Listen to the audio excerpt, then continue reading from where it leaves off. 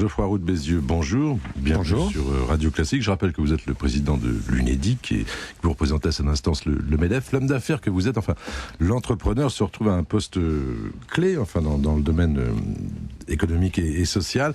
Qu'est-ce que vous pensez du climat ?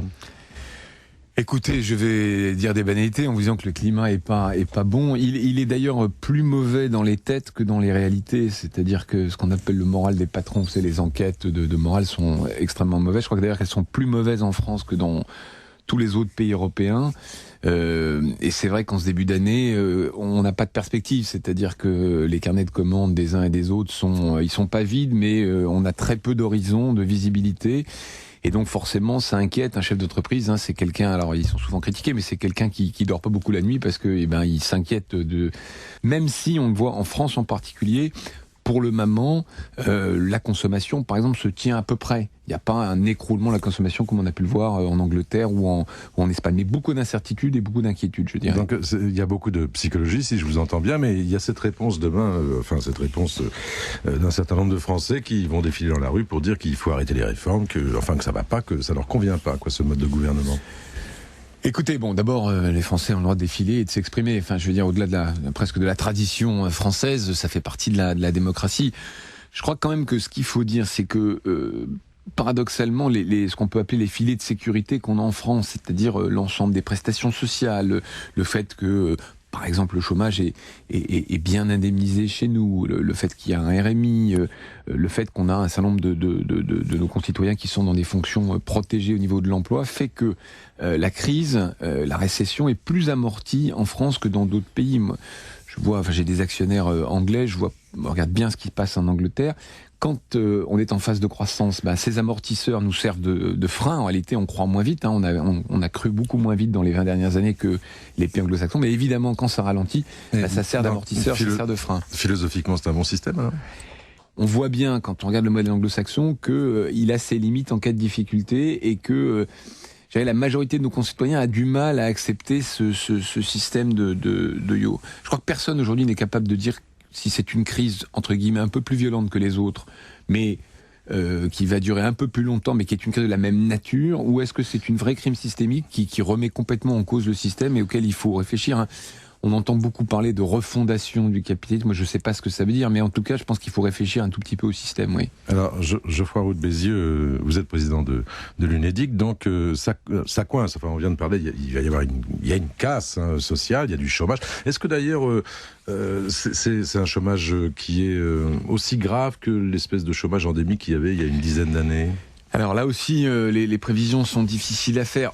Aujourd'hui, ce qui se passe en France depuis, on va dire, le mois de septembre, c'est donc une montée du chômage. Alors, on n'a pas encore les chiffres de décembre qui devaient être annoncés demain, qui ne le seront pas, mais c'est une montée du chômage par, en fait, la fin des missions d'intérim, enfin pas de toutes les missions d'intérim, et la fin des CDD. C'est-à-dire qu'on n'a pas encore vu, même s'il y a eu beaucoup d'annonces spectaculaires, il faut savoir que ce qu'on appelle les plans sociaux, donc des usines qui ferment, en fait, représentent une petite part des inscriptions au chômage. Le gros de ces inscriptions aujourd'hui, ce sont les missions d'intérim qui s'arrêtent et les fins de CDD.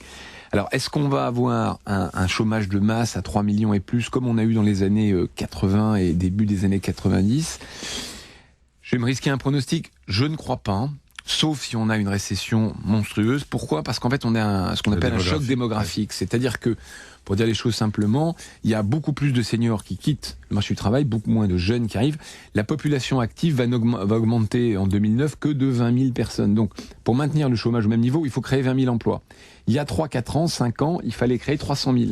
Donc c'est pas un avantage sur le long terme pour le pays, parce que c'est quand même la quantité de travail qui crée la richesse. Mais à très court terme, ça amortit le choc. C'est une bonne mauvaise nouvelle, une mauvaise bonne nouvelle, comme vous voulez. C'est ce qui incite Force ouvrière, par exemple, à réclamer davantage de pré-retraite. Vous êtes d'accord avec ça ? Alors je crois pas. Là, sur les pré-retraites, si vous voulez, c'est un peu philosophique. C'est-à-dire que c'est un petit peu comme les 35 heures. Je pense que globalement, c'est la quantité de travail qui crée la richesse. Il faut donc plus de gens qui travaillent plus longtemps à la fois plus longtemps dans la semaine et plus longtemps dans la durée, même si à court terme, ça peut avoir un effet mécanique. Alors expliquez-nous quelque chose. Donc on vient de parler du chômage, on sait que mécaniquement une crise, ça entraîne un coût social, et puis il y a des négociations. Il y a eu des négociations entre le patronat et les syndicats au mois de décembre. Il y a eu un début d'accord, je crois que c'est le 24 décembre, sur l'indemnisation du chômage, et puis depuis, plus de son, plus d'image. Enfin, c'est en train de capoter. Donc comment c'est possible ça, en cette période-là ? Écoutez, je ne sais pas si on peut dire que c'est en train de capoter. D'abord, je vais rassurer vos auditeurs. Il y a une convention d'assurance chômage, c'est-à-dire que, pour dire les choses concrètement, les gens qui s'inscrivent aujourd'hui, c'est un système assurantiel, l'assurance chômage, comme son nom l'indique, c'est-à-dire qu'on acquiert des droits quand on travaille, et quand on est privé d'emploi, pendant une certaine période, on touche des indemnités qui correspondent aux droits. Donc, il y a une convention qui s'applique, qui est en fait l'ancienne convention, qui a 3 ans, qui s'applique jusqu'au 15 février, et qui, s'il n'y a toujours pas d'accord, sera prolongé. Donc il y a une proposition d'accord qui est aujourd'hui signée par 3 organisations patronales, une organisation syndicale, et on attend la position définitive des autres organisations. Ça a l'air mal parti, non ? Alors, écoutez, moi je suis pas, en position de commenter l'attitude des uns des autres, mais effectivement il y a certaines organisations qui ont fait connaître leur droit d'opposition. Il y a 3 attitudes possibles. Il y a signer, être neutre, et s'opposer. Oui. Voilà. Et donc, la loi prévoit que si 3 centrales syndicales s'opposent, ce qui n'est pas encore le cas, le gouvernement doit, entre guillemets, reprendre la main. Mais cet accord devait mettre quelle nouveauté en application ? Alors, il y a deux volets importants. Il y a ce qu'on appelle la filière unique, c'est-à-dire qu'on a en fait simplifié, les partenaires sociaux ont simplifié le système d'indemnisation en prenant un principe simple, 1 jour travaillé égale 1 jour indemnisé. Et donc c'est à la fois simplifié. Alors, toute la difficulté, c'est qu'un certain nombre de gens, en fonction de leur quantité de jours travaillés, vont perdre, un certain nombre de gens vont gagner, et les chiffres montrent qu'il y a plus de gens qui gagnent que ceux qui perdent, mais c'est autour de ça que se crée la difficulté. Et puis il y avait un autre volet qui était une éventuelle baisse de cotisation si il y avait un certain niveau d'excédent. Voilà. Donc aujourd'hui, on est dans une situation d'attente. Je pense pas que ça soit, je reprends votre expression, que ça ait capoté. C'est juste que la période actuelle, y compris d'ailleurs la manifestation de jeudi, j'allais dire, tend un petit peu les choses, et que du coup, on a pris un peu plus de temps que prévu. Alors comment se fait-il, Geoffroy Roux de Bézieux, que vous n'étiez pas, vous, à ces négociations ? C'est assez simple. Il y a d'un côté la gestion. Moi, je suis donc président de l'UNEDIC. L'UNEDIC gère. Et puis, il y a la négociation. Les négociations, ce sont ce qu'on appelle, alors le terme est un peu, j'allais dire, mystérieux, les partenaires sociaux qui négocient. Et au MEDEF, comme à la CFDT, d'ailleurs, on a séparé les fonctions gestionnaires. Donc la fonction de s'assurer que les déficits soient maintenus dans les niveaux qu'on a prévus, qu'il y ait même des excédents si possible, et puis la fonction négociation. Admettons que ça capote, comme je disais. Ce que je ne souhaite pas. Sans doute, oui. Enfin, je crois que ça serait bien pour personne. Une espèce de compétition entre syndicats. Est-ce que c'est la fin de la parité, alors ?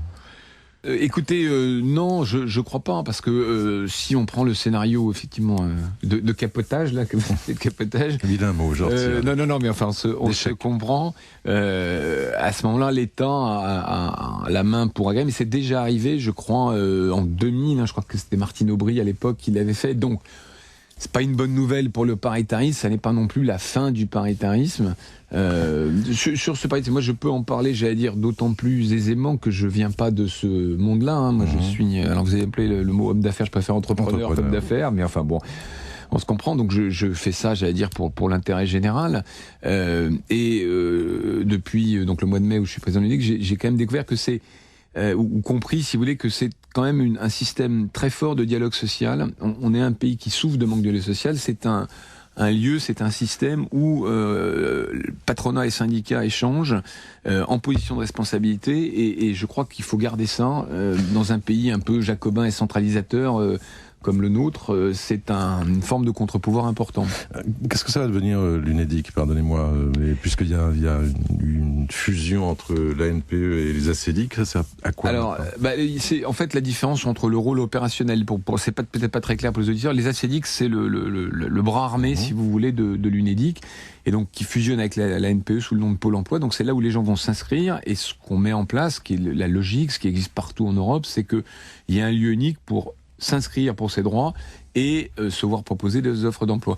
Et donc l'UNEDIC devient, si vous voulez, le lieu de gestion de l'assurance chômage, dont on a parlé tout à l'heure, et aussi, c'est peut-être le plus important, le premier financeur de Pôle emploi, puisque la loi prévoit que 10% des recettes de l'assurance chômage seront mis à disposition de Pôle emploi pour financer en fait tout le fonctionnement de cette nouvelle structure. On devient en fait on peut presque dire le premier actionnaire de Pôle emploi. Et d'ailleurs, moi je suis au conseil d'administration de Pôle emploi pour essayer de s'assurer que cet argent soit bien utilisé. Toute dernière question et réponse rapide. On a l'impression que ça vous déplaît pas, justement, la présidence de l'UNEDIC, parce qu'il y a un aspect peut-être qu'on découvre quand on est entrepreneur, justement, les relations sociales. Bah écoutez, oui, enfin ça me déplaît pas, c'est pas savoir si ça me plaît ou me déplaît, je crois que c'est utile.